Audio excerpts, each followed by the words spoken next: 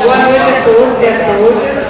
Quero inicialmente agradecer a presença de todos, né, e convidar a professora Maria Luísa para fazer parte da mesa, obviamente, como conferencista.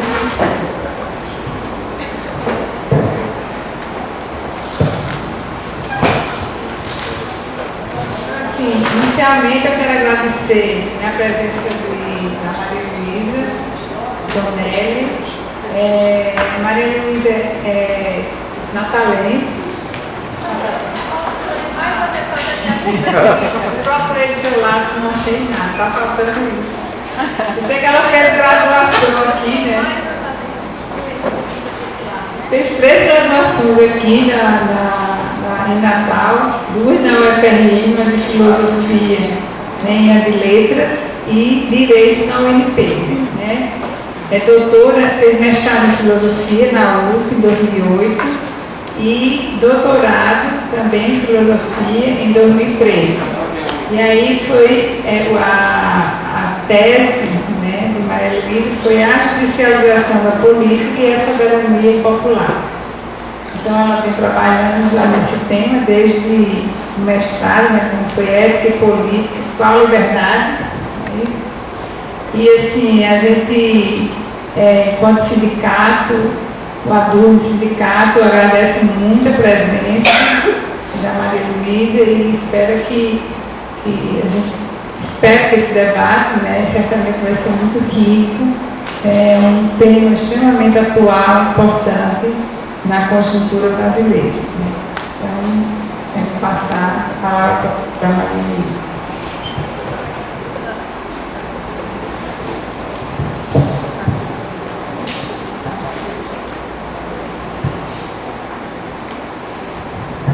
Eu tive um pesadelo que eu vinha para cá e esqueci o meu texto. Agora a coisa atrapalhou aqui. Bom, em primeiro lugar eu queria falar da minha alegria de estar aqui nessa casa, porque aqui eu iniciei minha vida acadêmica, tem toda uma história no Rio Grande do Norte. Tenho 26 anos que eu morei aqui durante 26 anos, então sou mais potiguar do que paulista. Na verdade, eu morei pouco tempo em São Paulo. Passei a vida em função do trabalho do meu pai, mudando para lá e para cá. Eu gostaria de agradecer a ADURN por essa oportunidade, especialmente a pessoa da professora Ângela e a professora Giovana Paiva. E agradecer a todos a presença aqui para ouvirem esse tema que é bastante importância, né? Então, eu iniciarei minha fala, eu dividi meu texto em 2 partes, né? E a segunda parte sobre a judicialização da política propriamente dita. Então, eu iniciarei minha fala abordando parte do texto do livro O Esquecimento da Política, organizado por Adalto Novaes, publicado em 2007. Então, eu me refiro especialmente ao artigo do pensador francês Francis Wolff, o título do artigo é O Esquecimento da Política ou o Desejo de Outras Políticas. Esse é o texto dele. Então, abordo parte desse texto para mostrar que a judicialização da política pode estar relacionada a algumas condições sociais que favorecem a ocorrência de tal fenômeno. Então, naquele texto, Francis Wolff diz que em nossos dias a democracia representativa provocaria uma ilusão constitutiva absolutamente inversa àquela de um tempo em que tudo era político, referindo-se aos anos 60 do século XXI. Né? Nos anos 60 tudo era político. A política no mundo em que vivemos hoje se esgota no ato de escolher nossos representantes, periodicamente, para que decidam tudo em nosso nome, em nosso lugar. Isso permite que esqueçamos a política encarada hoje como atividade do trabalho profissional de governar. Então, Francis Wolff diz: a política é esquecida quando se para de sonhar para começar a dormir. Segundo Wolff, há 2 causas que provocam o esquecimento da política. a face comunitária e a face do poder. Podemos esquecer que vivemos em e através de comunidades e que a política é essencialmente uma questão de poder, de projetos e decisões. Todavia, Francis Wolff alerta para o fato de que não há esquecimento sem que outra coisa venha substituir a lembrança e tomar o lugar do sonho. Então, ele apresenta 4 formas de esquecimento da política, conforme citarei a seguir. O território de si, ou território do eu, é a primeira forma de esquecimento da política, ou seja, a coisa pública em proveito do particular. A política, quando desacreditada, no sentido de trazer a felicidade, é procurada na vida particular, no sucesso individual, no casal, na família ou mesmo na nação. O território de si é uma espécie de retorno ao estado pré-político. Constitui-se num refúgio. Trata-se de uma forma de realismo sem ideal, sem visão do futuro. A imagem que temos da política na sociedade individualista, mais do que hostilidade, traduz-se numa indiferença misturada com a desconfiança. Nesse individualismo liberal, reina a ética do cada um por si. É o triunfo do individualismo. Porém, em oposição a esse individualismo, dito liberal, há também o comunitarismo. Trata-se aqui de uma tendência à identificação do indivíduo com seu grupo, sua etnia, seu bairro, sua comunidade de nascença, dentre outros. O comunitarismo não é o contrário do individualismo, mas uma variante ideologizada, uma maneira idêntica de esquecer a política em proveito do território de si. Em ambos os casos, temos a afirmação do que sou pelos meus traços identitários e não políticos. Bem, então, a segunda forma de esquecimento da política, apontada por Francis Wolff, cita como o reino de Deus. É a substituição da polis dos homens pela polis de Deus, ou seja, a comunidade dos crentes. A substituição da justiça e de uma felicidade imanente pela justiça e de uma felicidade transcendente.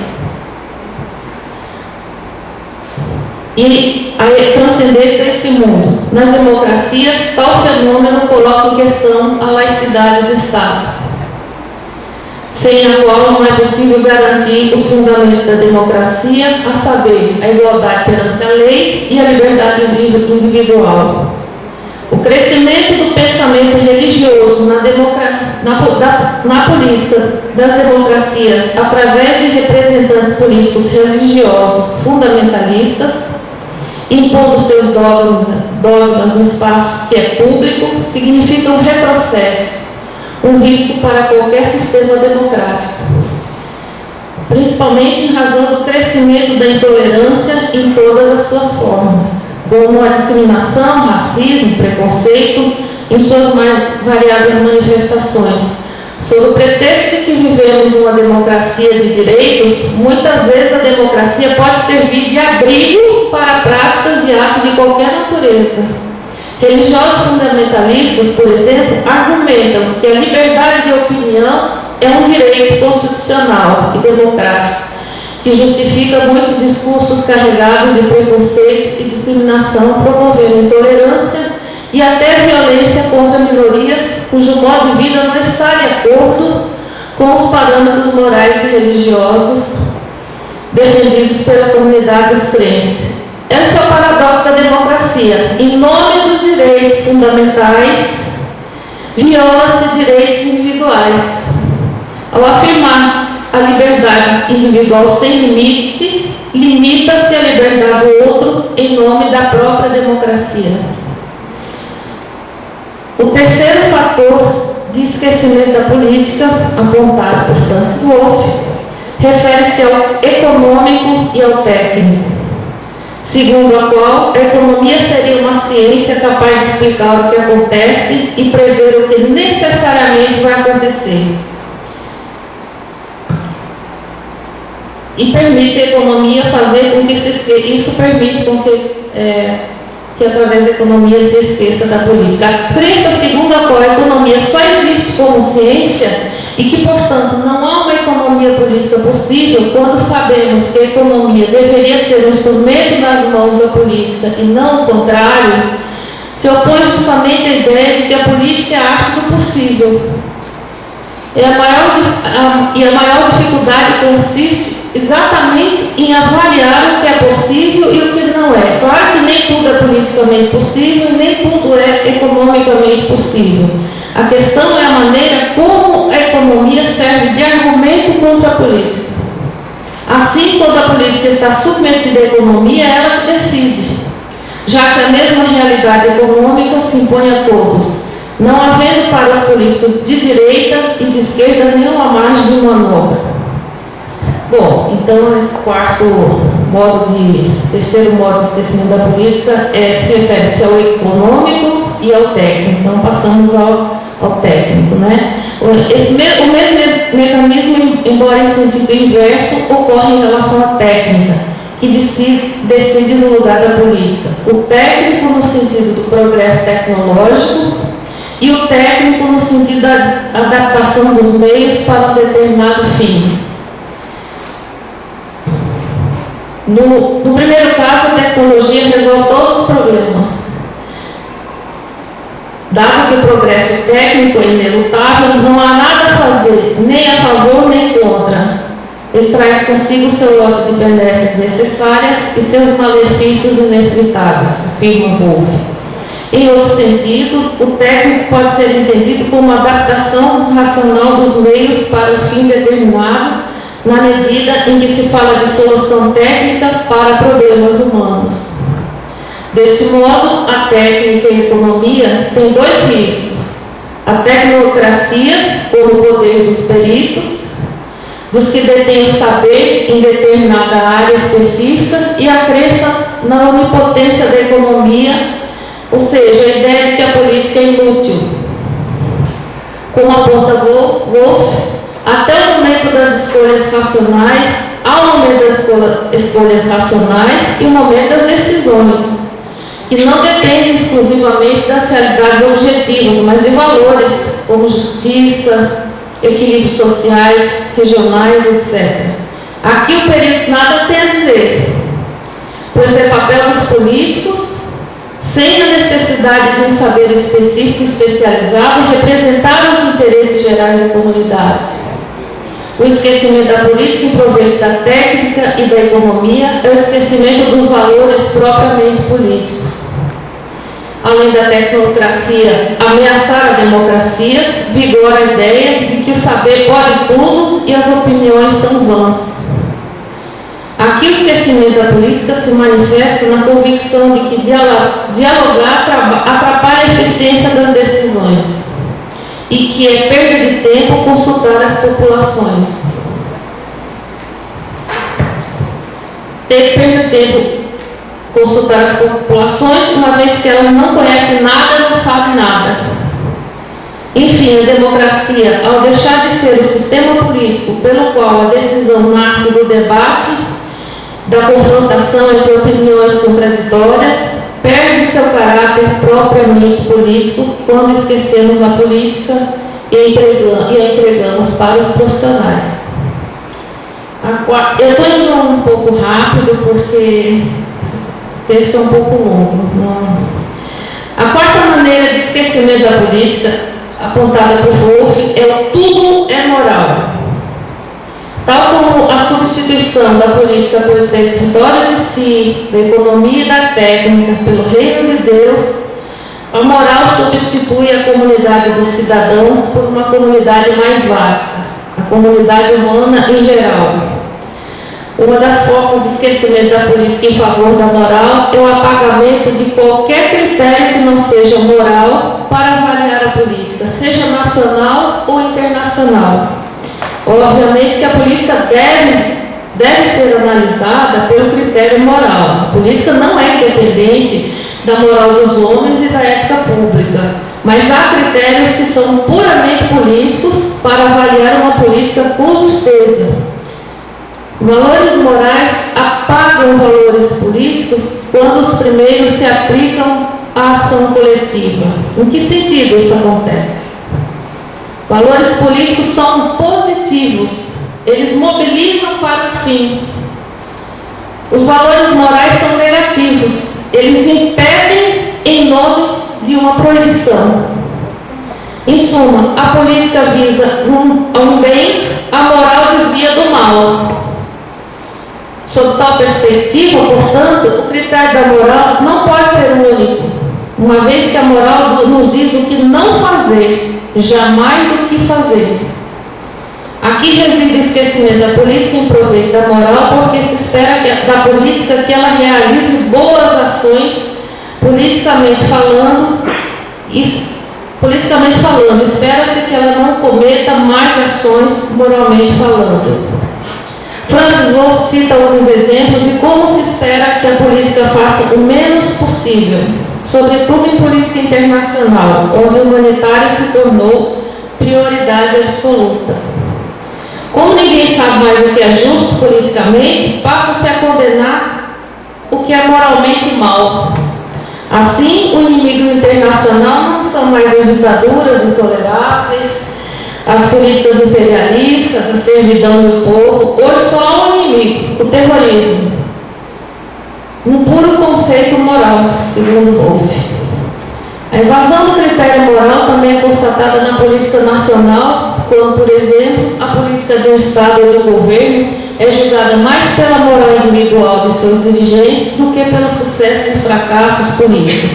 Julga-se a honestidade dos políticos ao invés de julgar a justiça social de uma política. Mobiliza-se mais contra a corrupção do que pela luta por causas políticas.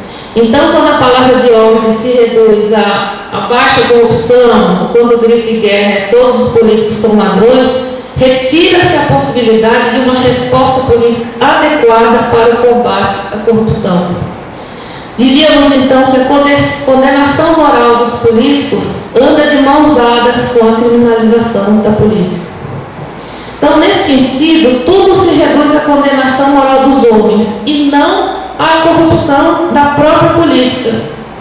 A condenação da corrupção com critérios exclusivamente morais exclui a possibilidade do debate político a respeito do que fazer para controlar a corrupção, bem como transforma discussões sobre a corrupção numa tarefa infrutífera, onde de um lado estão os homens honestos, os bons, os desonestos, os maus, enfim, os corruptos.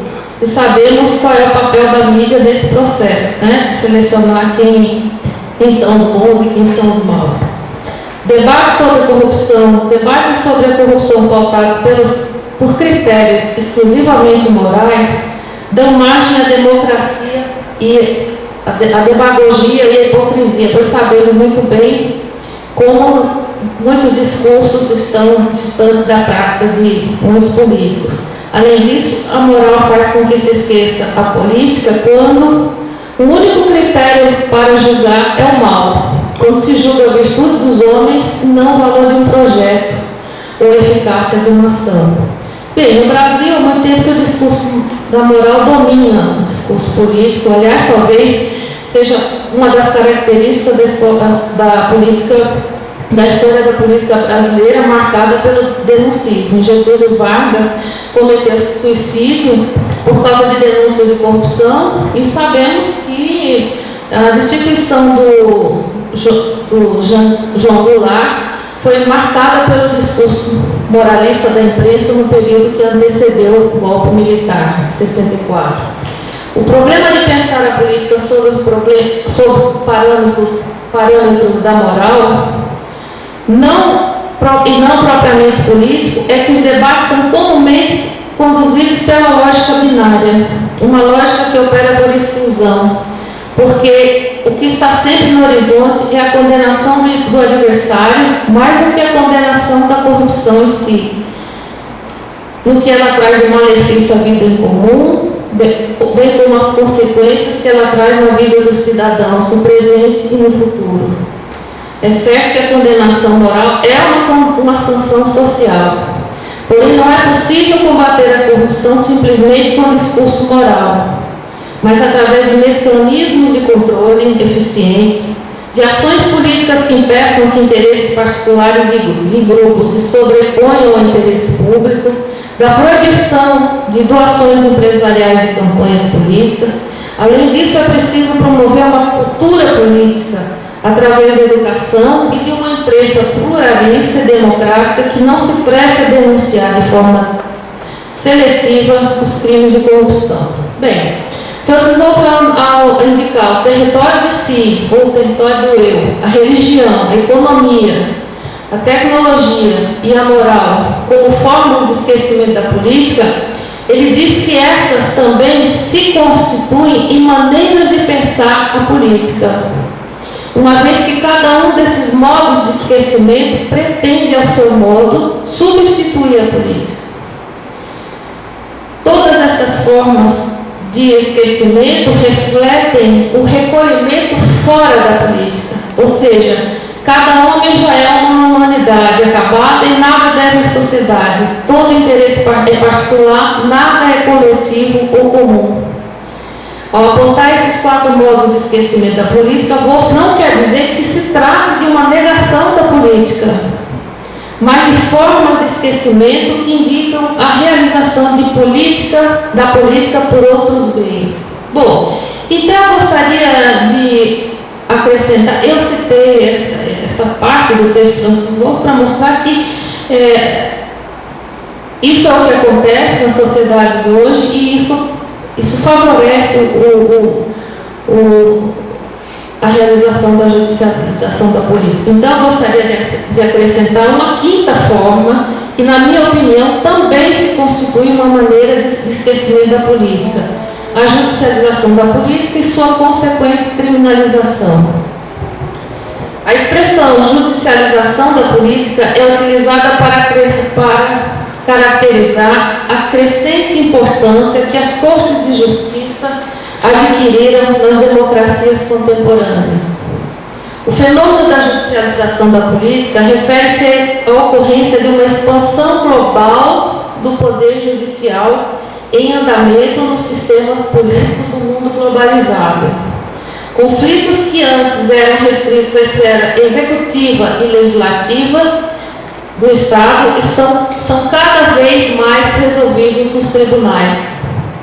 Vários autores consideram a Operação Mãos Limpas, na Itália, no início dos anos 90, como a origem da judicialização da política. Na verdade, esse processo de judicialização, ele inicia a partir do segundo pós-guerra, quando a democracia contemporânea passa a ser marcadamente constitucional. Isso significa que a democracia, que é poder do povo, e que tem como fundamento a soberania popular, passa a ser um regime que também se caracteriza pela salvaguarda de direitos individuais e de minorias contra as maiorias ocasionais nos tribunais. A democracia é o regime da luta dos direitos e da luta por novos direitos. A tomada de decisão da democracia baseia-se no princípio da maioria, sabemos. No debate aberto entre iguais, nas assembleias eleitas pelo voto popular.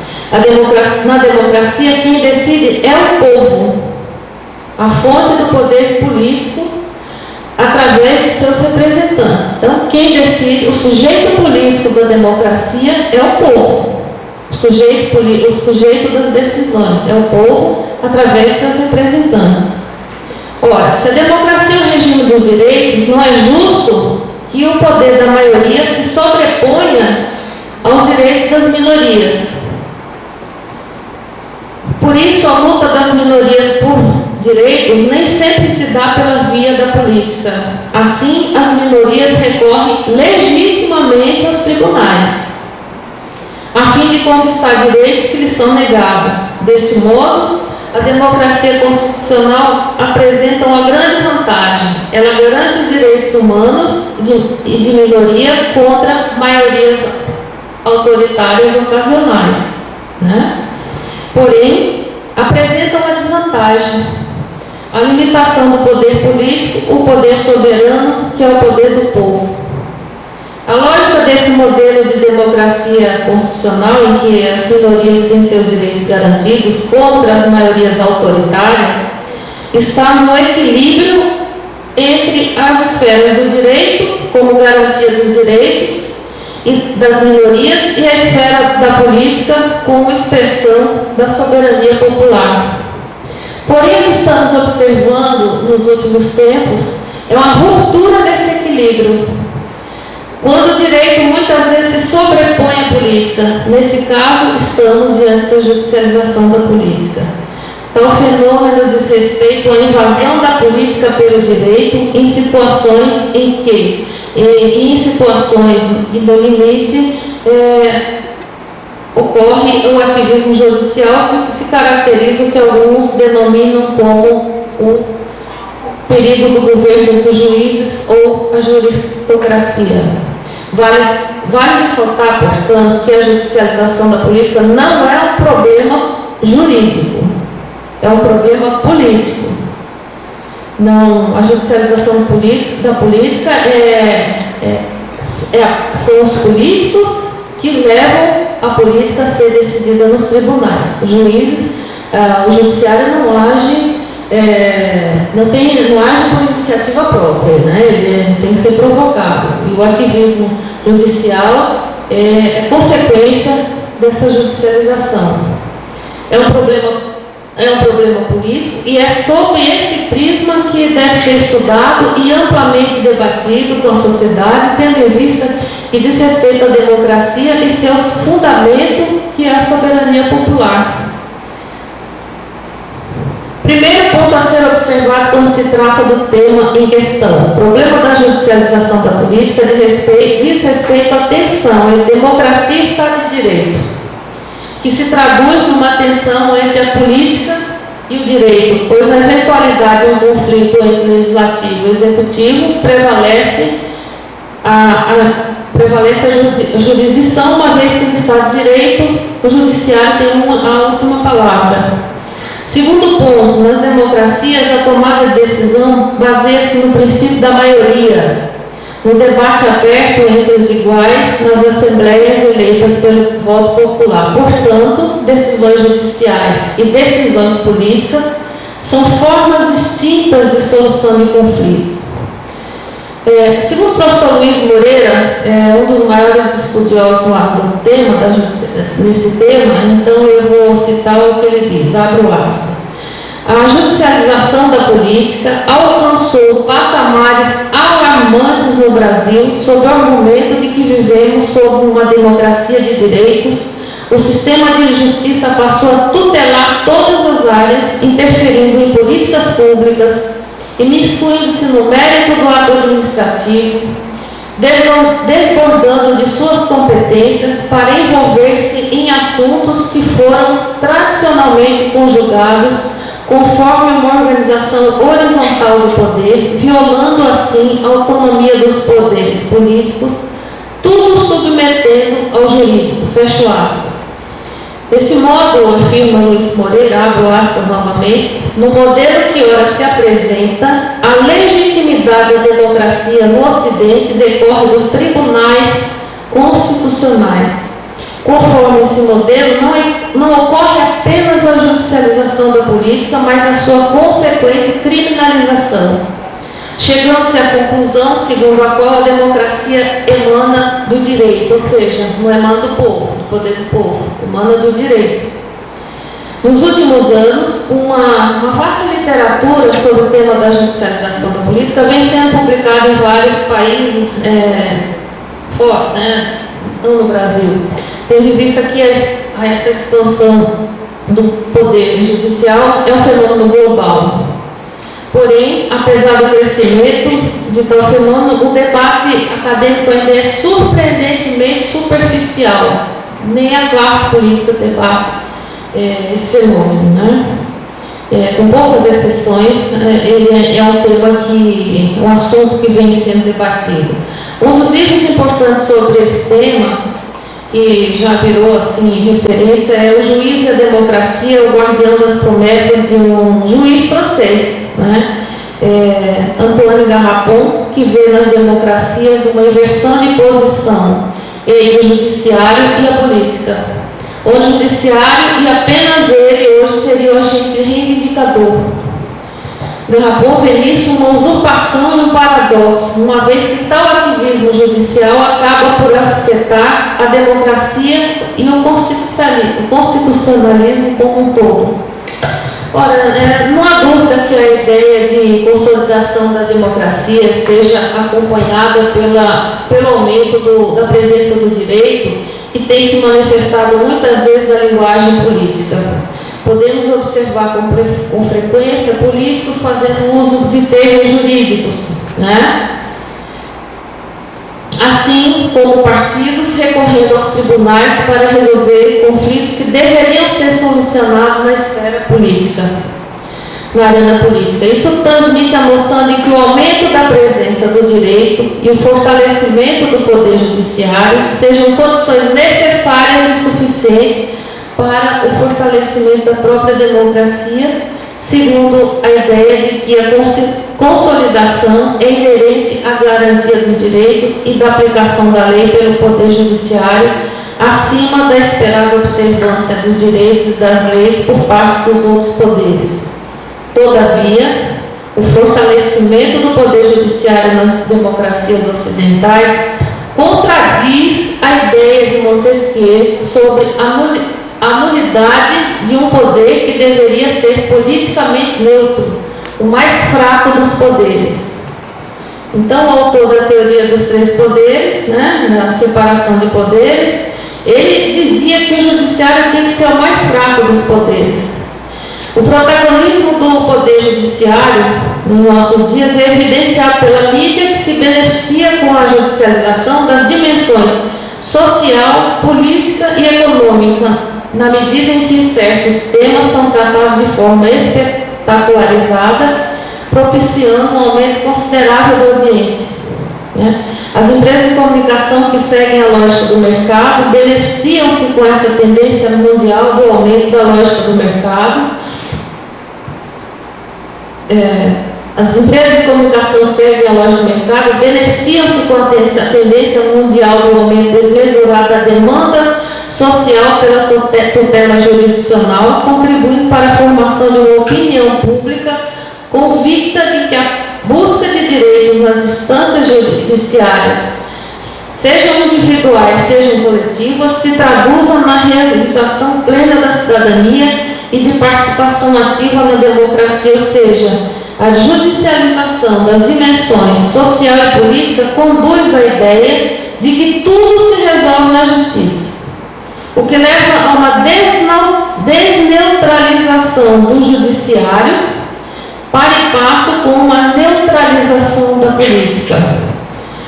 Afirmar a neutralidade do poder judiciário não significa que os juízes devam estar distanciados da realidade e que eles só devam, que eles se atenham ao mundo o que está no mundo do processo. A neutralidade da política do judiciário, além da exigência de imparcialidade, decorre do princípio da separação de poderes. E isso significa que o juiz na democracia, não significa que o juiz na democracia, ele deve estar imune à realidade. Óbvio que não, ele é um cidadão como outro qualquer.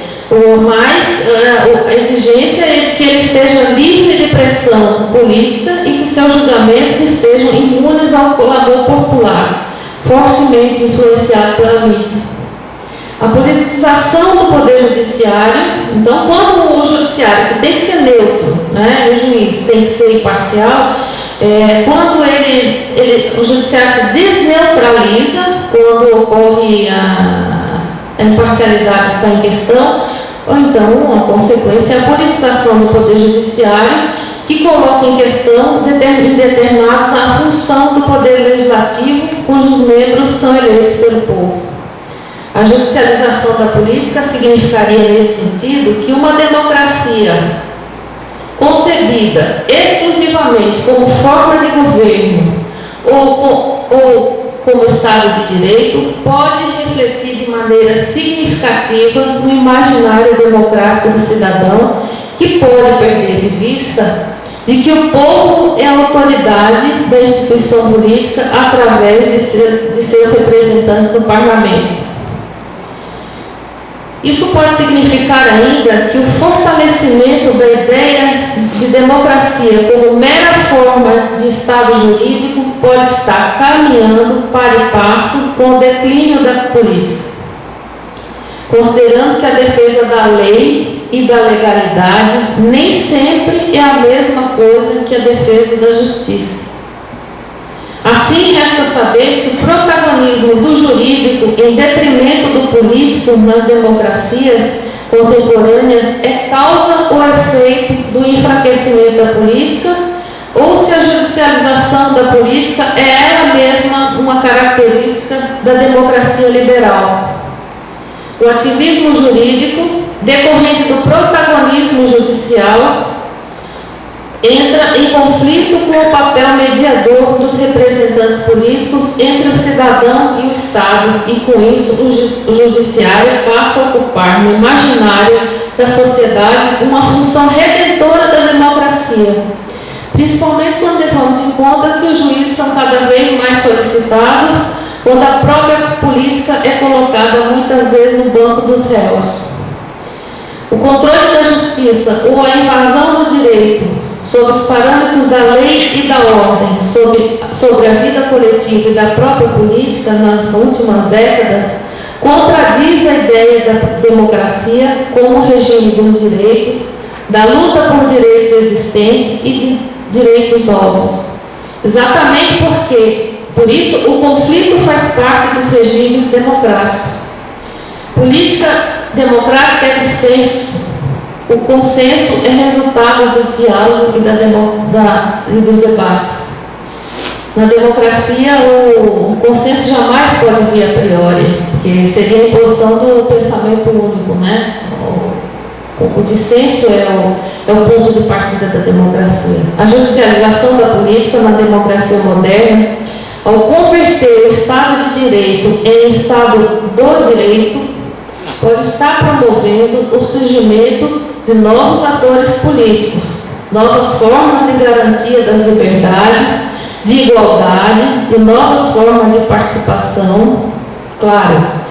Mas também pode, ao contrário, estar promovendo o surgimento de uma cidadania que se confunde com a mera busca de tutela jurisdicional do Estado, desresponsabilizando o cidadão do seu papel político.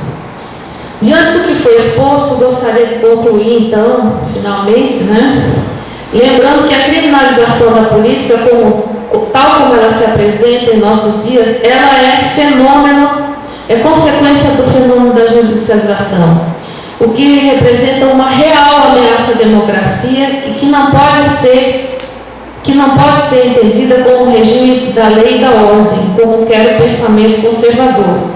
A democracia é a única maneira pela qual uma sociedade pode resolver seus conflitos. Então, por isso mesmo, não pode ter como ponto de partida o consenso. Pelo contrário, se a política é a arte da negociação, então o dissenso é o ponto de partida para que se chegue a um acordo possível. É o respeito às regras do jogo democrático, pelo diálogo, que a política em seu sentido autêntico se realiza. É o respeito às regras do jogo democrático, pelo diálogo, que ela se realiza, e como afirmei anteriormente, a judicialização ela pode ser uma das formas de esquecimento da política. Se não for isso, podemos afirmar sem dúvida que pelo menos a hegemonia do jurídico nas democracias pode contribuir para o enfraquecimento da democracia, na medida em que representa, em algumas situações, uma mitigação da soberania popular, que afinal representa o fundamento da democracia e que significa o poder do povo e não o poder dos juízes. Portanto, o conceito de soberania popular não pode ser pensado simplesmente como um conceito jurídico, A soberania popular tem que ser pensada também, principalmente, como conceito político e, como tal, deve permanecer como o fundamento da democracia e como ideia reguladora da democracia, que é o poder do povo. O termo povo representa o sujeito das decisões em qualquer democracia, na qual as decisões políticas são tomadas pelo poder majoritário. Decisões tomadas no poder judiciário, que é um poder não majoritário, são exceções para garantir os direitos das minorias, o que é mais do que justo, mas isso não pode ser transformado em regra. Quando cidadãos passam a supervalorizar o jurídico em detrimento do poder político e deixam de participar da política na luta por direitos, tal supervalorização concorre para as mais variadas tentativas de deslegitimação do poder político. A supervalorização do poder judicial em nossa sociedade não seria uma forma de desvalorizar a política, de nos esquivarmos do papel que nos cabe na democracia, na medida em que cada vez mais deixamos de pensar politicamente, quando deixamos de pensar o político da democracia. O que seria então pensar o político da democracia? O político da democracia é o seu núcleo, é a sua substância, que é a soberania popular.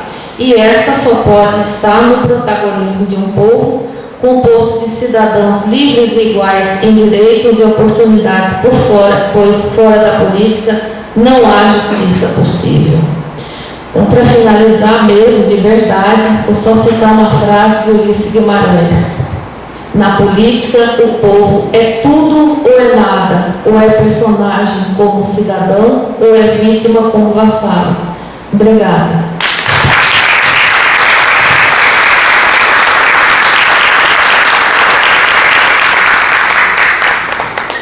Bom, acho que nós poderíamos fazer as inscrições das perguntas e acho que em blocos de 5, né, e a Maria Luísa responderia. Já eu posso fazer as inscrições, se quiser se colocar. Sim. Vem aqui para frente para gravar. Olha lá. Você parou? Não. Não.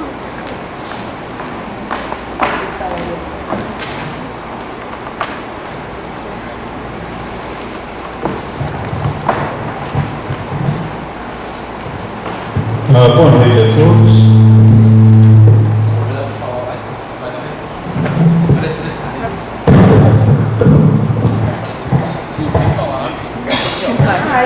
Aí mesmo. Então fala sem microfone. Fala sem microfone. Boa noite. Meu nome é Alexandre. Ele vai dar retorno. Não adianta. Tá?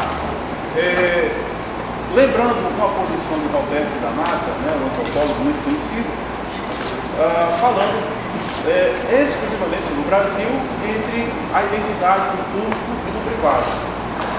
Com essa sua exposição, eu fiquei formulando ali, e a pergunta para você será que o mundo ocidental também está divagando entre a identidade pública e a privada? Né? Porque nós geralmente imaginamos que os países da Europa, Estados Unidos, Canadá e alguns outros navegam em mares rosas, né, nessa questão. Então, pelo que você coloca, o mundo ocidental ele está sem a identidade entre o que é público e o que é privado. Eu queria ver uma resposta sua em cima disso aí. Ok? Obrigado. Bem, boa noite. Quero parabenizar a professora, né, pela excelente explanação. Eu sou estudante das políticas públicas, doutorada aqui na UFRN, e também sou estudante do curso de Direito, como eu falei para a senhora, né, no início do curso. E a temática, ela instigou bastante. É tanto que eu perdi os primeiros horários para estar aqui hoje, porque eu fiquei na minha cabeça. Como é que a judicialização acontece nas vias de fato, sobre essa democracia, sobre essa soberania, né, que a senhora muito bem colocou aqui. E me veio inquietação, porque a senhora colocou que existe uma ruptura, não é? No equilíbrio, quando esse direito sobrepõe a política. E quando isso acontece, é justamente quando ocorre a judicialização, não é? Quando esse direito ele é sobreposto. Então, e ainda a senhora vai além, diz que isso não é um problema jurídico, isso passa a ser um problema político. Por ser um problema político, seria um problema facilmente resolvível ou não?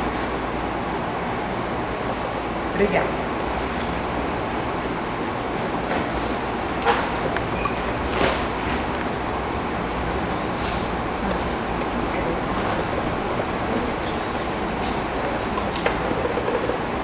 Bom, doutora, parabéns. Eu queria dizer que eu li a tese da senhora, gostei bastante. Viajei 260 quilômetros para vir aqui. Uma das minhas vontades era justamente... Mais alto. Perdão. Uma das minhas vontades era exatamente, eu tenho muitas perguntas para fazer, mas eu queria começar pela seguinte. A senhora falou sobre o conceito de neutralidade do poder judiciário com base na teoria de Montesquieu a respeito da separação dos poderes. Muito bem. Andréas Creu, que coordena os estudos da Universidade Federal da Paraíba, e muitos outros publicistas brasileiros e juristas que escrevem em ciência política, pelo Estado, eles costumam colocar, a partir da Constituição do Território principalmente, que com o advento do Estado Social houve um avultamento do papel do Estado. Antes, o juiz, da época do Código de Napoleão da Revolução Francesa, ele tinha uma tarefa muito menor e muito menos ligada a políticas públicas do que o magistrado do século XX e principalmente o magistrado que dentro das constituições ditas dirigentes, né, que foram constituições como a portuguesa, como a nossa aqui de 88, que elas assambarcaram as metas do Estado Social e através deles elas legislaram sobre meio ambiente, infância e juventude, o que é a família, sobre muitos assuntos que foram colocados sob tutela do Estado. Então, para nós que trabalhamos, no caso eu trabalho, e muitas vezes a gente fica aflito quando a gente sabe que surgiu uma lei nova regulamentando a questões sanitárias. Lá é sim. Não está dando para as pessoas ouvirem o que ela fala. Não tem como conseguir o microfone. Para emprestar o microfone para falar para ninguém está ouvindo. A questão é que um retorno. O senhor me disse. Eu consigo ouvir um pouco, mas as pessoas aqui... Fica aqui no meio, né? Aqui do meio, é para ter a proximidade com cada pessoa. Tá certo. Uma escadinha. Atenção, a gente fica tenso.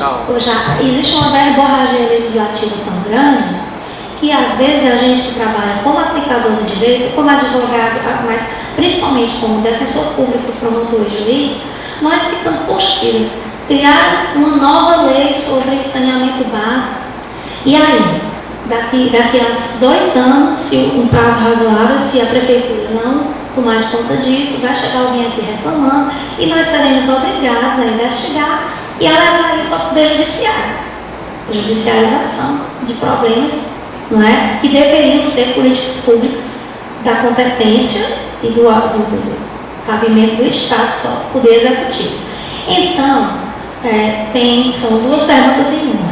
A primeira, será que é possível, no contexto do Estado Social, nós adotarmos essa visão montesquiana, né, do conceito de separação de poderes? E a segunda, será que a grande parte da judicialização da política não decorreria do próprio poder legislativo, dessa verborragia legislativa que coloca nas mãos do Judiciário e do Ministério Público e da Defensoria Pública tarefas e responsabilidades baseadas em normas jurídicas concretas? A última é a seguinte, doutora, se parte do impulso que a judicialização da política recebe não advém da verborragia legislativa, que ela é uma coisa que vem da formatação do Estado Social. O Estado Social, quando ele resolveu tutelar diversos interesses como saúde, educação, a família, o meio ambiente, o saneamento básico, tudo isso, ele criou normas cogentes que nós devemos, quando estão positivadas e a sociedade nos cobra, nós devemos tentar concretizá-las. Nós não temos a opção de dizer, olha, sinto muito, vou registrar aqui, mas vou estar na gaveta. Ou pelo menos não deveriam fazer isso. Então, será que a judicialização da política não decorre dessa postura do Poder Legislativo, que está, avultando excessivamente as tarefas do Estado? Como é?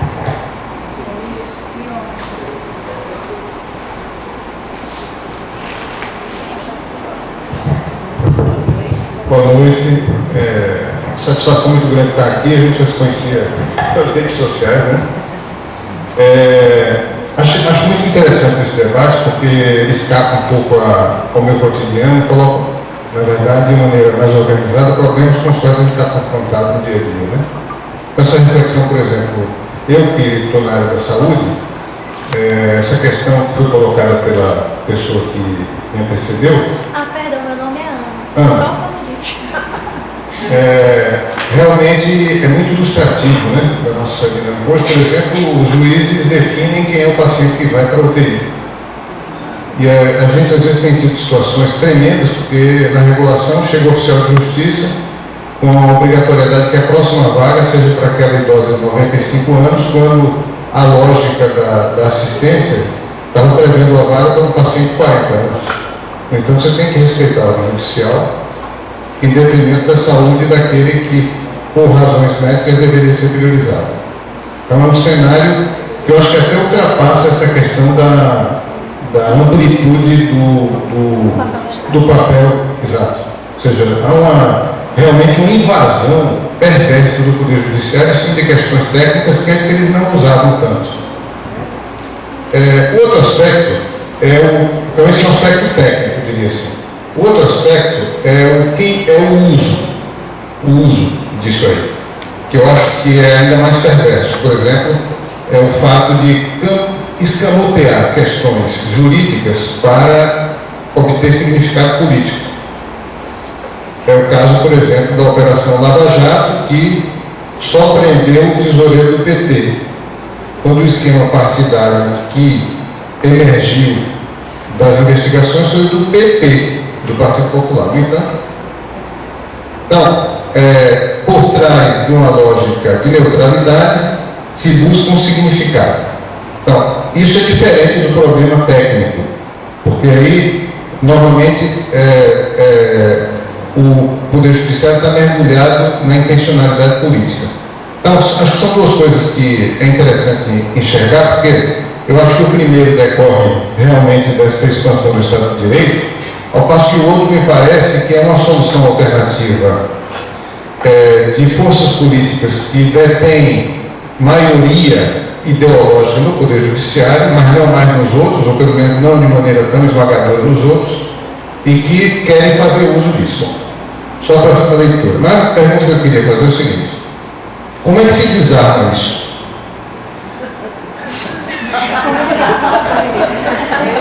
Porque a lógica interna disso aí é muito forte.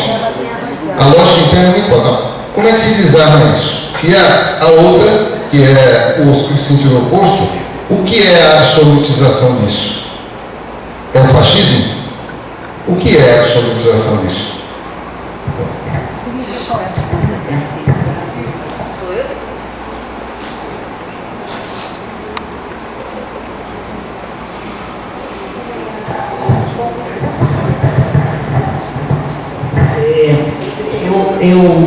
Eu vou colocar uma situação da qual eu vivi, né, bem recentemente, que tem a ver com essa temática. Eu nunca tinha vivido, eu tenho 55 anos, eu fui movimento estudantil, né, em épocas mais depressivas, né, com menos democracia, e eu nunca tinha vivido o que era a judicialização da política de uma forma muito próxima.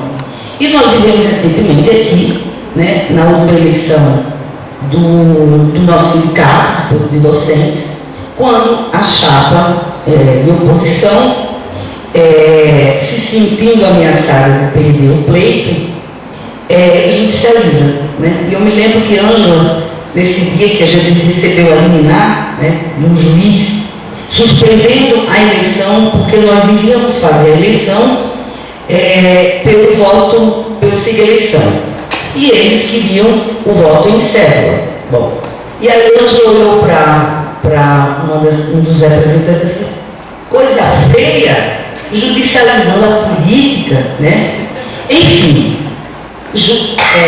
a chapa, recebemos uma liminar suspendendo, nós tivemos que entrar com uma liminar para suspender a liminar e continuar a eleição. Ganhamos, né?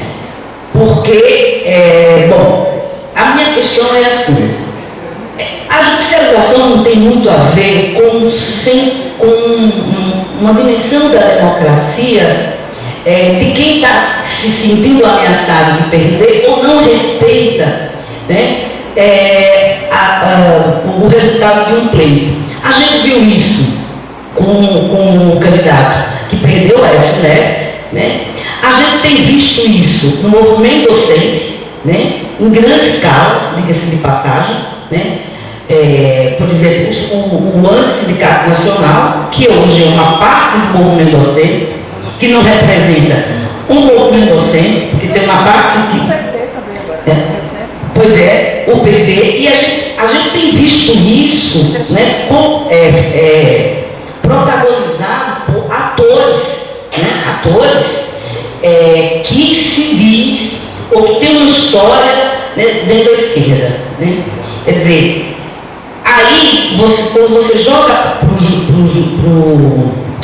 o judiciário, que me parece que está assumindo cada vez mais um papel ideológico do projeto. Então, quando o judiciário, ele blinda X ou Y, ou quando um desembargador, um juiz, através de um político, recebe, né, um pedido, quer dizer, cada vez mais me parece que o judiciário assume um papel ideológico, né? E o ideológico não para preservar os direitos da população, mas para preservar segmentos da população que estão no poder, né? E aí eu faço a mesma pergunta, como é que a gente desarma isso? Que coisa é essa que está acontecendo? Eu estou muito assustada, sabe?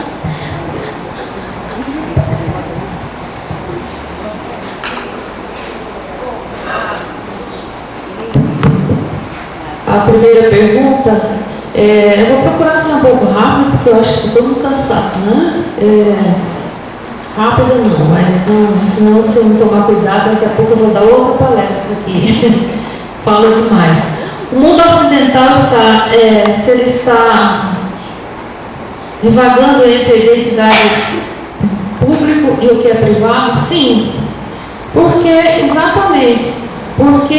no mundo ocidental as democracias, elas são democracias liberais, né? E é uma democracia capitalista, é o avanço do privado sobre o público, de forma bem simples, é isso, é o encolhimento do espaço público e o alargamento do privado, é o domínio do privado. Foi o que eu abordei anteriormente, é o território de si, o território do eu, o Francis Wolff aponta. É o individualismo. Então, dessa história, a gente sabe que é de interesse dos políticos liberais, da própria mídia, de mostrar a política como o campo da sujeira,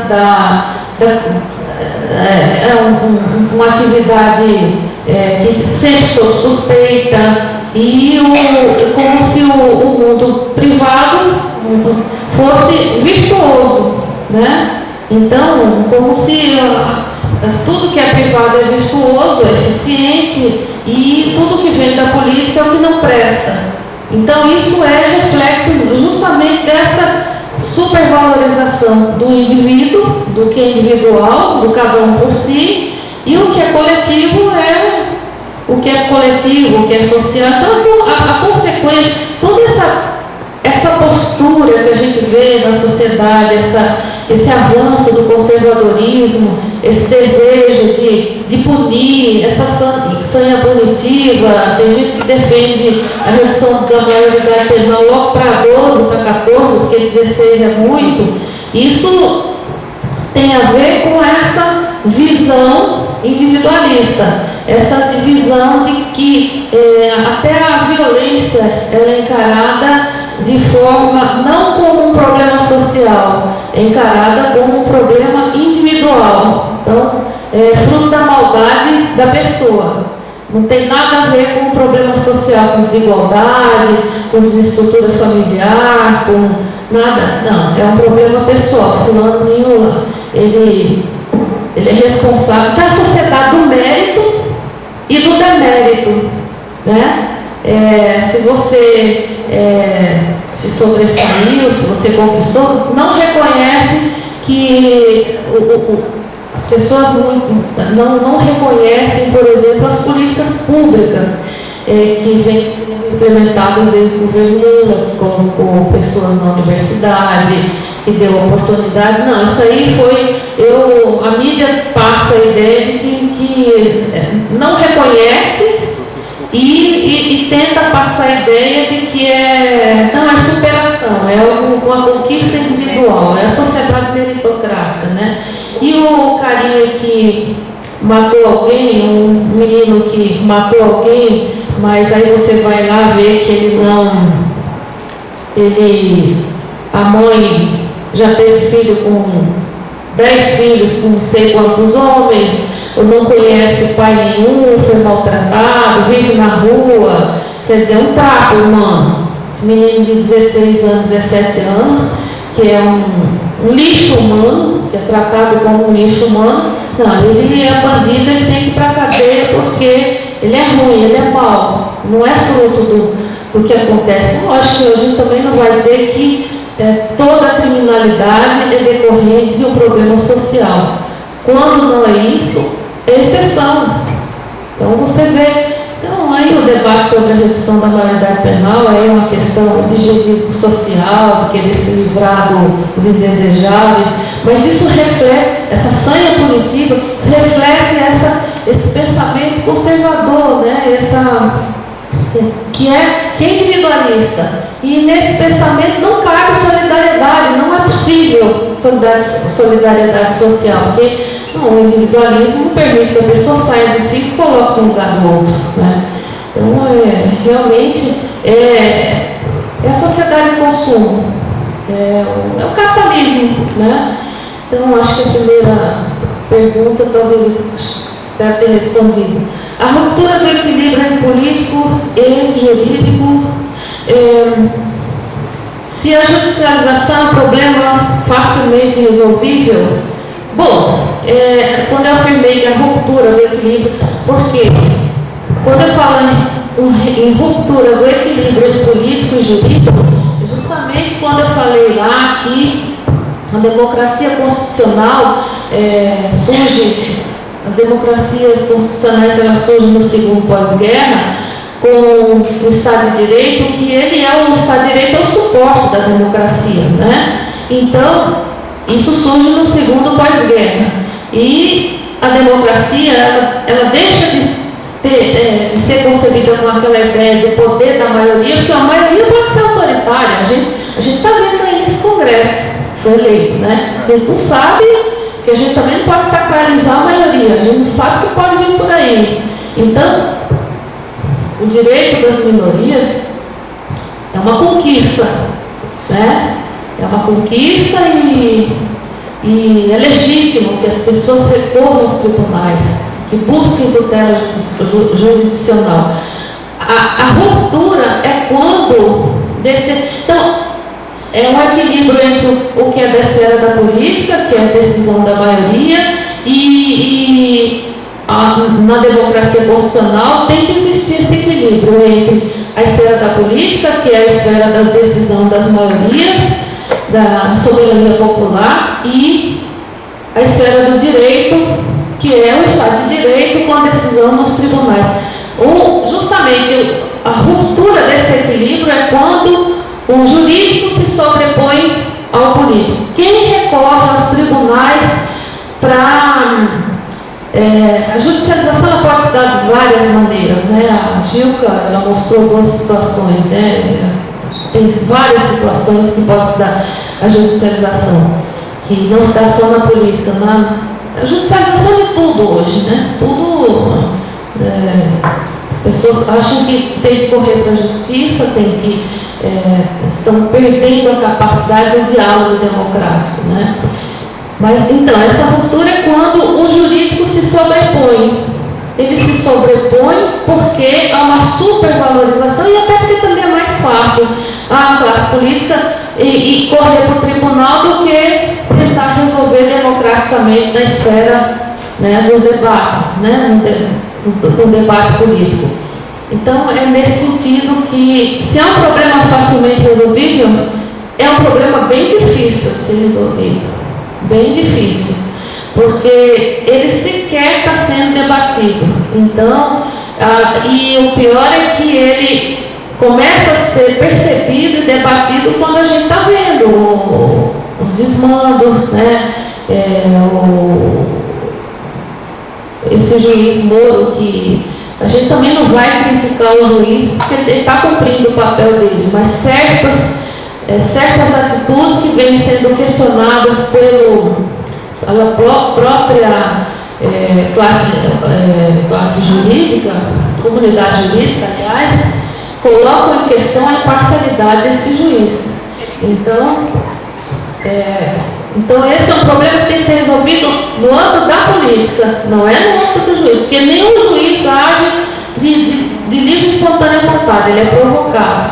Então, quando a gente vê juízes com superpoderes, se eles estão com superpoderes em algumas situações, é porque a própria política alguém judicializou alguma questão, e então decorre esse ativismo judicial, que seria a politização da justiça, né? Um caso bem concreto é o Gilmar Mendes, né? Não existe nenhum político, nenhum juiz mais político do que ele. Ele se coloca claramente como um juiz partidário, né? Ele, mais do que o juiz tucano, eu não sei qual é a praia dele, mas ele se coloca claramente como um antipetista, ele milita contra o PT. Então, eu acho, independente, ele realmente é um juiz qualificado, competente, inteligente, ninguém coloca em questão ali a competência jurídica, mas ele tem algumas situações que são deploráveis, né?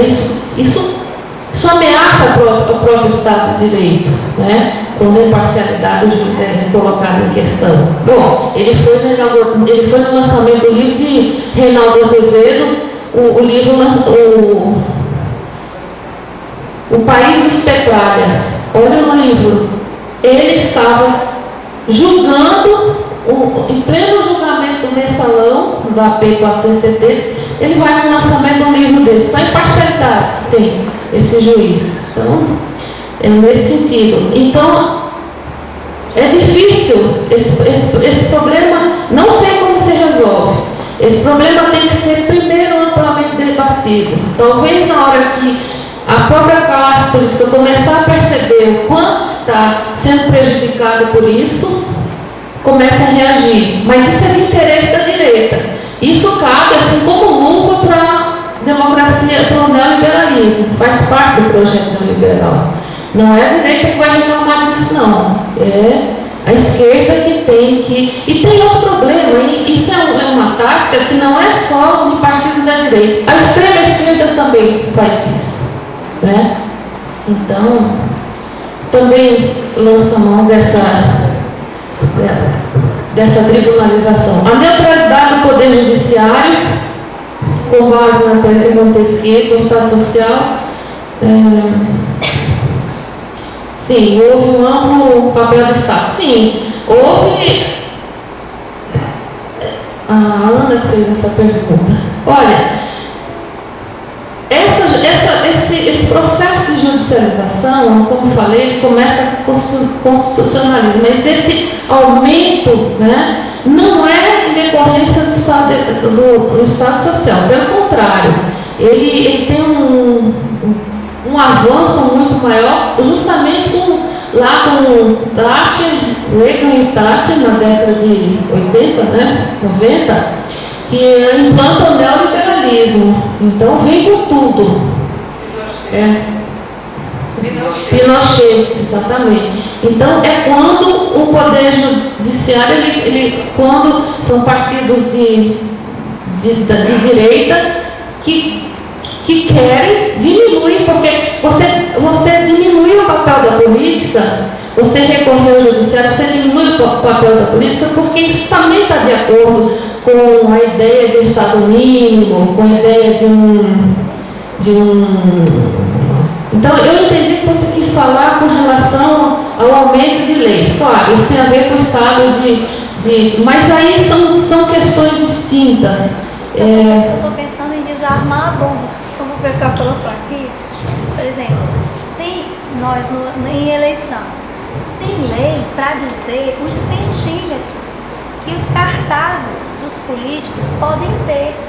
E se aquela lei está escrita e uma pessoa nos reclama sobre aquilo, infelizmente, eu digo infelizmente porque há coisas muito sérias para se fazer em eleições, a gente precisa tomar uma providência judicial por causa de uma tolice dessa. Pois é um exagero. A questão é realmente o Poder Judiciário que está judicializando ou é o Poder Legislativo que está... Não, é o Legislativo, o problema político. É uma junção, olha, o Poder Legislativo chega de um lado legislando até quantas vezes a gente pode respirar. E a sociedade, por outro lado, procura o Poder Judiciário ao invés de procurar outras instâncias. Não é o Judiciário. O Judiciário tem que decidir. O Ministério Público é o fiscal da lei. Claro que a gente sabe que o Ministério Público tem alguns membros do Ministério Público que extrapolam, né? Eu fui dar uma palestra em Brasília no mês passado, lá num evento que houve, na Frente Nacional de Prefeitos, e o tema era a criminalização do gestor público. Era uma mesa com 4 debatedores, eu fazia parte. Quando terminou, cada um de nós teve assim 10 minutos para falar apenas e abriu para debate. É impressionante como as pessoas que estavam ali na sala assistindo o debate eram secretários de municípios, eram ex-prefeitos, prefeitos. Eles estavam muito assim revoltados com alguns membros do Ministério Público que acusam, né, sem ouvir o gestor público. E daí a reputação do cara vai para o lixo, porque uma vez que um senhor lá que falou, ele foi ex-prefeito, ele terminou o mandato dele, acho que em 2006, lá para trás, não, 2006, 2009, já faz um tempo já, 2 legislaturas que ele terminou o mandato de prefeito. E eles, essa semana, apareceu lá um promotor de justiça, que o Ministério Público, acusando de alguém fez uma acusação, uma denúncia, ele sendo acusado de corrupto. O homem estava tão revoltado, ele falou assim: nunca teve nada contra mim, a cidade desse tamanho, hoje as pessoas estão olhando para mim, eu sou um bandido, sou um ladrão, não fui nem ouvido, ele estava revoltado. Então eu acho que existe um pouco de abuso aí também, né? Que o Ministério Público é o fiscal da lei, né? Ele está ali para fiscalizar, para fazer com que a lei seja cumprida, mas também em algumas situações o Ministério Público extrapola, né? Não pode agir como xerife. E aí ele sempre, o que a gente percebe também são os juízes mais tendendo para o lado do Ministério Público do que para o lado da defesa. A gente percebe que as pessoas estão perdendo um pouco o direito de defesa, né? Tanto individual como do gestor público. Então, isso é um problema. Eu concordo, a questão é o legislativo, né? O judiciário ele tem que decidir. Só isso. Doutora, chegou a um ponto que se me mandarem fiscalizar publicidade em eleições, eu prefiro não trabalhar na eleição. Porque publicidade, eles se incomodam com a cor das golas das camisas das pessoas. É lei demais. Eu acho isso aí um sinal de imaturidade, né? As pessoas estão É uma insanidade. Bom, então vamos passar para outra judicialização da medicina. Sim, é uma reclamação que houve lá, né, nesse debate. Prefeitos reclamando que tem uma creche na cidade, tem as cidades pequenas principalmente, problema. E aí o juiz pega e manda colocar mais crianças na sala de aula e não tem lugar, não tem como atender, né? E não são ouvidos, né? Na medicina, por exemplo, manda em tantas horas providenciar um remédio que às vezes pode estourar o orçamento da saúde de uma cidade pequena. Então, para você salvar uma pessoa, você pode colocar em risco toda uma comunidade. Isso é uma reclamação geral. Então, assim, a sobreposição do direito individual sobre o direito coletivo. É claro, se a pessoa precisa de um remédio, tem um filho doente, a pessoa vai recorrer ao judiciário porque você quer salvar seu filho. Então você vai atrás de conseguir aquele remédio. Não se questiona isso. Mas o que se coloca é que o gestor não é ouvido, né? É imposto, né? E isso tem causado muito problema. Essa judicialização da medicina, da educação, não é só na medicina, na educação também. A utilização da justiça para questões políticas, claro, né? É um atalho. Um desses livros que mais detalha o problema da judicialização da política, que ainda não tem no Brasil, não tem em português, eu trabalhei na minha tese, os autores apresentam várias condições necessárias e suficientes para que ocorra a judicialização da política. Uma delas é justamente o uso pela oposição, né? Então, a oposição recorre à justiça para resolver questões que não são resolvidas na esfera da política e encontra resultado positivo, porque a gente sabe que o judiciário, na maioria, é um poder elitizado, né? A gente sabe que tem uma mentalidade conservadora. Pessoas no poder judiciário com uma visão mais progressista são exceções, né? Então o campo é propício para isso. E também a questão de julgamentos que são transformados em questões políticas. Isso a gente está vendo aí desde do julgamento do Mensalão, que foi um marco, né? E aí daí para cá, agora com esse Lava Jato. E o problema é que isso coloca em dúvida o próprio julgamento. A população acaba ficando, num certo momento, ela fica revoltada com a corrupção, mas depois isso pode acabar colocando em questão a própria isenção, né? Porque é politizado, é como você falou, tem muito mais políticos de outros partidos envolvidos na Lava Jato, mas o que passa é o PT, né?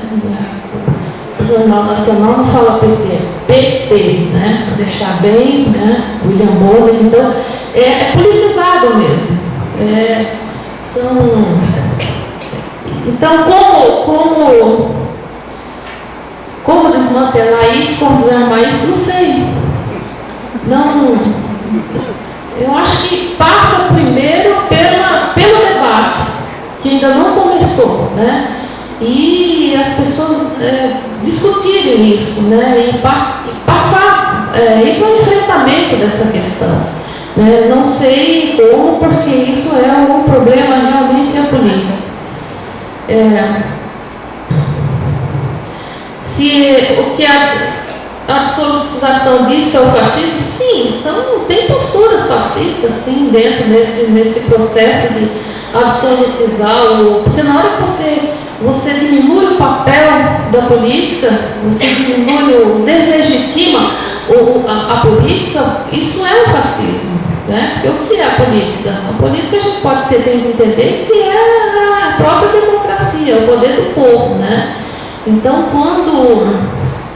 quando isso é absolutizado, está bem próximo. A gente está vendo aí as condutas, né?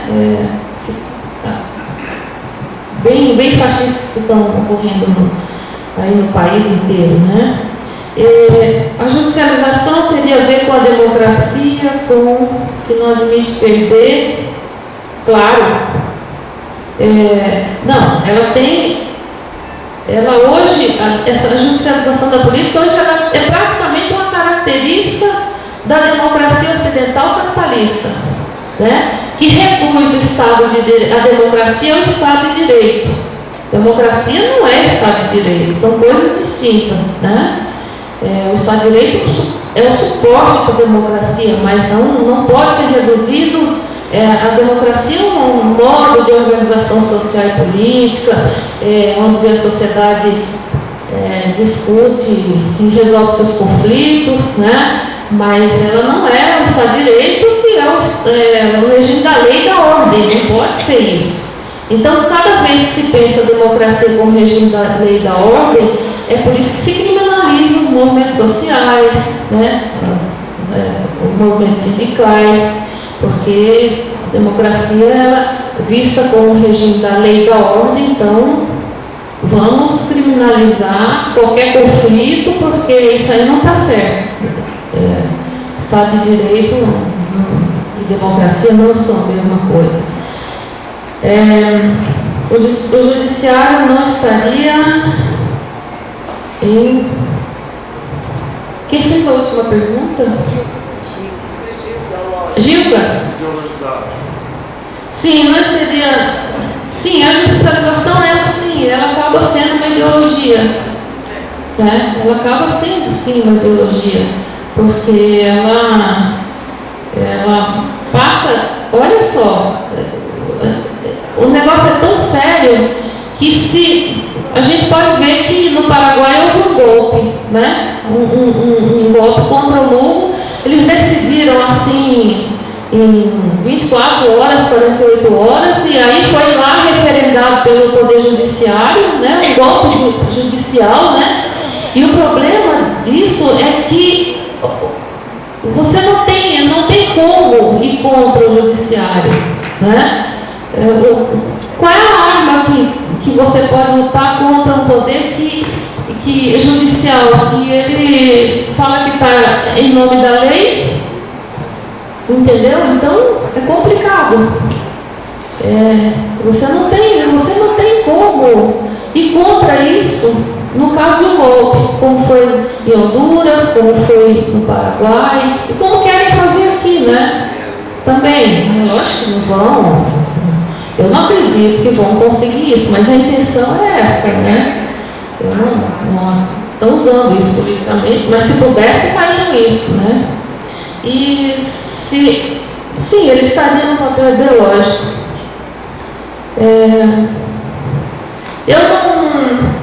Eu não sei responder a vocês, sinceramente, como que a gente faz para desarmar isso. Eu acho que um primeiro passo é começar a pensar nisso como um problema, como uma ameaça real à democracia, e uma ameaça ao próprio Estado de Direito, né? Porque a gente está vendo que, em nome do Estado de Direito, direitos individuais estão sendo violados. A gente está vendo pessoas que estão presas antes de serem julgadas e condenadas para delatar, né? E já estão presas. Então as pessoas falam, mas isso é bom porque a gente nunca viu os grandes serem presos nesse país, ricos ser presos nesse país. Estão lá presos, só pobre é preso. Espera aí. Se a gente achar que isso resolve a questão, se estão cometendo abusos contra esses que são ricos, que podem pagar muito bons advogados, imagine o que vai acontecer com cada um de nós, com os pobres. Então, estamos ferrados, porque não é possível, porque se contra os que podem, né? Então, esse é um equívoco achar que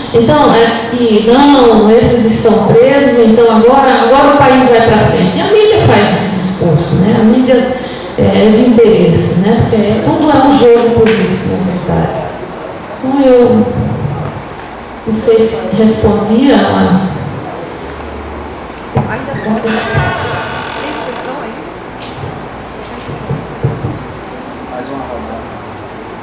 São 15 para 9. A não ser que a gente vá até 9. E abre inscrições aqui para umas 2 pessoas. Professora, eu queria só fazer uma rápida intervenção. Microfone. É que tem gente que acho que demais para quem não falou ainda, né? Acho que a professora Justina. É o seguinte, eu vejo que as instituições educacionais, né, propriamente as universidades, essa para mim é o ponto inicial da cultura. Seria um grande movimento de dentro das cabeças pensantes desse país, que eu acho que se escondem, né, infelizmente, para que comece a provocar a sociedade com todo o potencial que existe para começar esse debate. Infelizmente isso não é muito perceptível pela sociedade. Tá. Só para concluir então, Justina, Aparecida e vai a gente encerra, tá?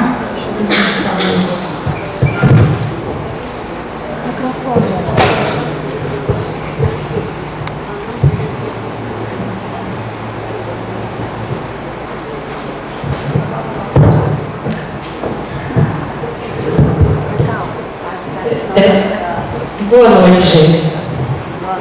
Eu queria me somar a ION e a todos aqueles que trabalham na área pública, hoje, sobretudo na condição de gestores, no sentido de que está cada vez mais difícil. Eu acho que o processo de judicialização não é só da política, mas é da vida no Brasil. Tudo que você faz hoje, você faz se perguntando se ninguém vai denunciar, se o juiz não vai julgar contra você. E tem situações assim, né, Ion? Isso mesmo. Por exemplo, na educação, uma juíza decidiu agora que nós temos que continuar pagando a um professor que se recusa a trabalhar. E sem ouvir a área pública. O professor vai lá, conta uma história, a juíza já decide, a gente põe falta, mas tem que ser retirada porque a juíza diz. Tem que continuar pagando e não pode deixar de pagar salvo outra decisão, até que haja outra decisão. Ou seja, é um professor que passa 4, 5 meses sem trabalhar e a gente, enquanto gestor público, é obrigado a pagar, porque a juíza assim decidiu sem nos ouvir. Então, é gravíssimo. Outra coisa, creche, né? Então, a gente tem um critério que, supondo, podemos estar equivocados, ser o mais democrático. A educação infantil de menos 1 a 3 anos não é ainda obrigatória no país, é obrigatória a pré-escola. Em nenhum lugar do Brasil ainda há atendimento a toda a demanda nessa faixa etária. Apenas 28% da população nessa faixa etária é atendida média brasileira. Qual seria o critério mais democrático? Ordem de inscrição é o que nós supomos. As famílias vêm, há quem defenda, não, deveria garantir às mães que trabalham. E as que não trabalham porque não têm com quem deixar seus filhos. Como fazer essa escolha? Então a gente trabalha com o critério da procura, da chegada, né? E aí um juiz decide que não. Uma pessoa foi lá em nome do direito individual, entrou com uma ação, o juiz manda ligar na vaga aquela criança que sequer procurou a escola para se inscrever. Quando havia uma lista de espera de 20 ou 30. Então está difícil, a gente costuma dizer que ser gestor público hoje, para ser gestor, assumir uma função, precisa ser insano ou incompetente, sem entender o que vai acontecer na sua vida. E eu recomendo a todo mundo que abra uma cadeira de poupança, que assumir qualquer função e passe todo o tempo que estiver na gestão poupando para se defender depois das acusações irresponsáveis e decisões inconsequentes. E acho, Maria Luísa, que há um caminho sim, o debate, e acho que a universidade tem um papel importantíssimo, é claro que não vai resolver ela sozinha. A OAB, os advogados, têm que começar a discutir isso. Senão ninguém mais tem coragem de fazer nada neste país e vai ficar todo mundo se recusando a assumir qualquer papel e aí, quiçá, os juízes venham fazer a gestão pública, porque já fazem. O Ministério Público faz gestão pública, os juízes fazem gestão pública, os tribunais de contas fazem gestão. Hoje quem menos dirige um órgão público é o gestor nomeado para isto. E a gente vive realmente algemado por decisões e denuncismo irresponsável muitas vezes. Então, acho que os órgãos pensantes, as instituições pensantes, universidade, OAB, podem e devem começar esse debate. E trazer essa meninada que vai para a rua protestar contra quem não se sabe, nem contra o quê. Para pensar, para botar nos bancos e pensar sobre isso. Muito sério. Obrigada.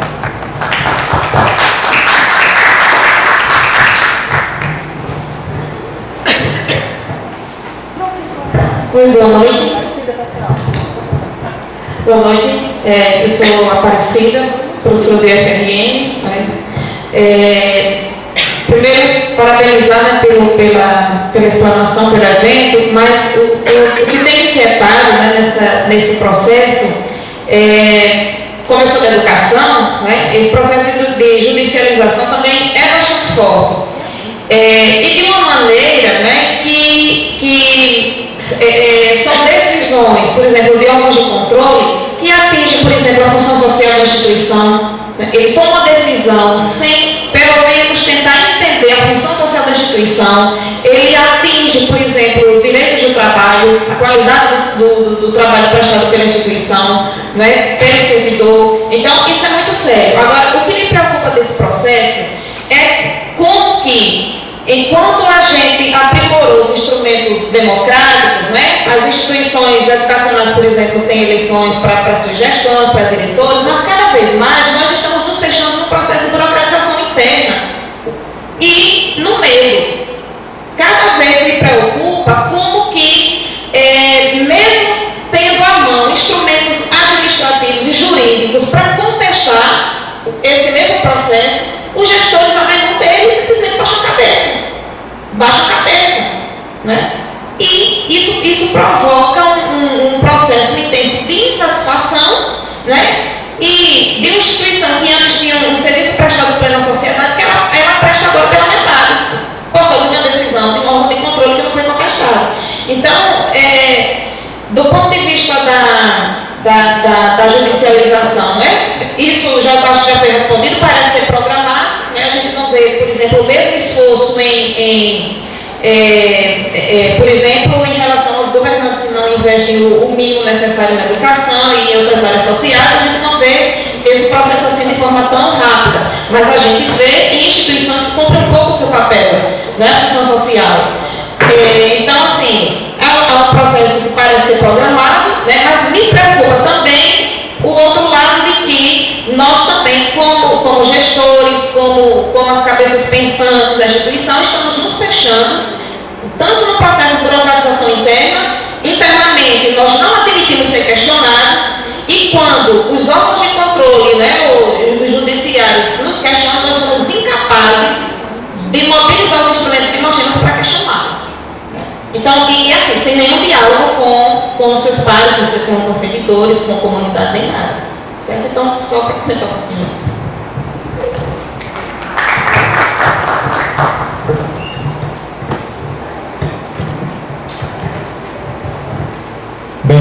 que a justiça tem lado, né? A imparcialidade da justiça, eu acho que nós temos alguns episódios na história do Brasil que chegam a ser hilários, né? Estava falando com o Ione, né? Aqui no Brasil a justiça já cometeu a insanidade de decretar que uma criança de 14 anos era de maior. A maioridade de Dom Pedro, aqui tem 14, mas é de maior.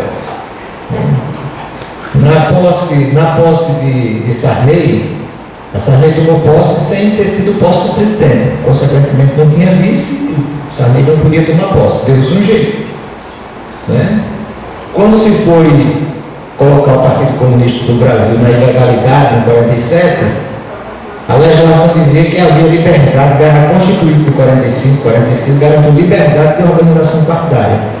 Mas tem um artigozinho lá que dizia que não podia ser uma sucursal de partido internacional.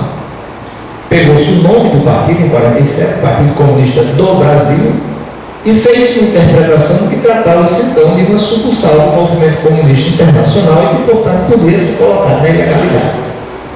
E uma bancada espetacular que o partido tinha, perdeu todos os mandatos, o partido foi posto na ilegalidade, né, no breve período de dois anos que ficou na legalidade. Então, a justiça tem lado, ela interpreta como quer. Nós temos o direito de greve, é uma categoria entre greve e um juiz decreta que 90% tem que trabalhar. Ora, 90% trabalhando não tem greve, né? 90%. Tem decisões judiciais obrigando a categoria a cumprir uma cota de 90% dos ônibus circularem, por exemplo. Não é greve, não tem greve. É uma interpretação absolutamente classista, digamos assim, pelo lado inverso da lei. Então, a lei tem lado. A gente tem que entender que há lado na legislação. E nas questões essenciais, do direito de propriedade, né? Tudo isso é levado muito ao pé da letra. E eu queria só ouvir um breve comentário seu sobre isso. O próprio golpe militar foi feito com área de legalidade. Se for olhar os documentos da época, a Câmara Federal da época, o Congresso Nacional, decretou o cargo de João Goulart vago. E Castelo foi eleito por um colégio eleitoral montado às pressas para concluir o mandato de João Goulart. Então a ditadura aqui no Brasil teve área de legalidade, com o acobertamento da justiça da época. A justiça sempre esteve ao lado desses movimentos, dando uma cara de legalidade aos movimentos, inclusive às ditaduras. Né, dando ares de que era uma coisa legal. Então eu queria só um comentário sobre essa questão que não existe nada de imparcialidade. Se não tem na hora de fazer a lei, porque nós nunca tivemos um congresso progressista, eu acho que o mais progressista foi a Constituinte de 45. O de hoje, então, o atual e o que foi eleito no pré-64 foram os dois mais caros, os mais investidos e os dois mais conservadores. Então, tanto no legislativo como depois na correspondência na justiça, tem lado tranquilamente. É só apertar um pouquinho que eles confessam de que lá estão.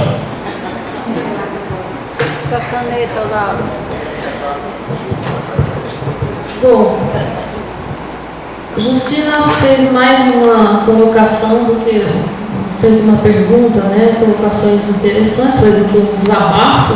O que ela falou aqui foi exatamente o que eu ouvi lá em Brasília de prefeitos, ex-prefeitos, de secretários, né, de prefeituras, essa revolta mesmo contra essas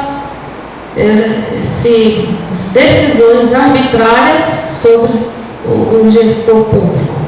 Então, muitos deles falaram que daqui a um tempo, teve um que falou, daqui a um tempo, o cabra que tiver vergonha na cara não vai mais querer exercer nenhum papel no executivo, só sem vergonha, porque o sem vergonha não se importa de ser chamado de ladrão, porque hoje todo mundo é acusado de ladrão, sem ser de corrupto, sem ser ouvido. Esse é o problema.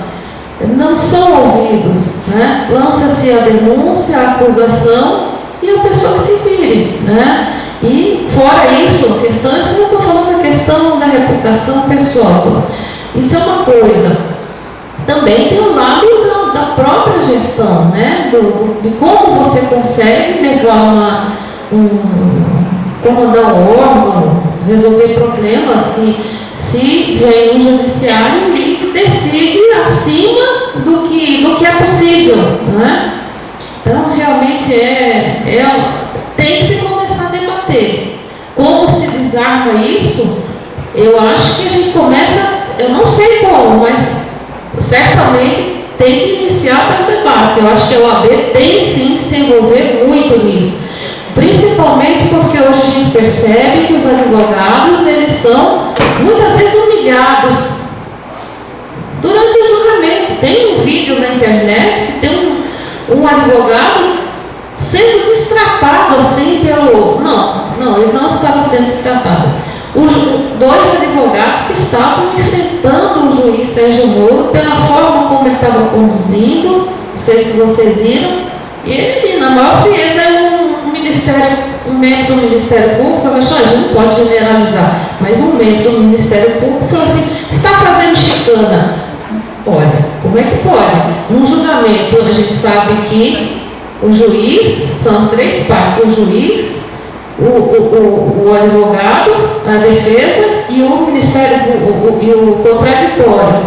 Como que um membro do Ministério Público trata um advogado como se fosse um Zé Mané, os dois?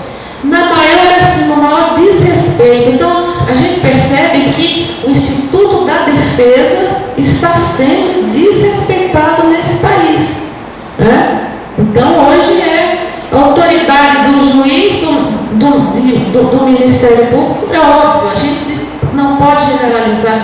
Tem juízes que são pessoas progressistas, que lutam pela democracia, tem membros do Ministério Público da mesma forma, mas estamos falando assim, quando ocorre esse processo, realmente são verdadeiros abusos que vêm acontecendo e a gente tem que estar muito preocupado. Eu acho que a OAB tem a obrigação, sim, de se envolver muito nisso. A de São Paulo, não sei, não boto fé não, porque a OAB de São Paulo é uma OAB reaça, né? Eu confio Bom, o Estado de São Paulo, ela se choca o ovo da serpente, né? Ali o fascismo está sendo lá... Bom, não preciso nem, vocês sabem, né? É um horror. Agora, claro, tem advogados em São Paulo, tem juízes, tem pessoas com maior pensamento humanista, são progressistas, tem, mas eu digo, a OAB em si, não sei. Agora, a OAB do Rio de Janeiro é uma OAB muito comprometida, muito progressista. Então, eu acho que a própria OAB nacional, né, esse presidente da OAB me parece uma pessoa bem envolvida nessas questões. O vice não, o vice já é um antipetista ferrenho, né? Eu tinha o maior medo que o presidente da OAB fosse indicado para o STF, fosse escolhido, porque quem ia ficar no lugar dele é um cara que tem um ódio mortal. Porque imagina uma OAB com uma pessoa dessa de extrema-direita na presidência da OAB. Bom, então começa pelo debate. A professora Aparecida, ela fez colocações, não fez uma pergunta, concordo com o que ela disse. O Olavo, a justiça tem lá? Claro que tem, né? A gente sabe que é um poder judiciário, ele tinha que ser democratizado, né? A própria área jurídica, o pessoal, turma do direito, tradicionalmente composta de pessoas de uma visão conservadora. Acho que os cursos de direito também propiciam esse pensamento conservador, né? Então, existe sim uma interpretação classista da legislação e, na verdade, existe, e a gente percebe muitas situações de uma justiça classista, né? A gente sabe que isso tem que ser enfrentado, tem que ser debatido, e o que eu percebo é assim, um certo corporativismo. Às vezes você sabe que tem algumas pessoas que são contra isso, mas não vão contra. Existe um Parece que existe um medo de enfrentamento dentro da própria comunidade política. Não sei se é o corporativismo, são poucas as pessoas que vêm se insurgindo contra isso. O golpe militar, claro, ele foi. O grande medo que a gente tem que ter é isso, é olhar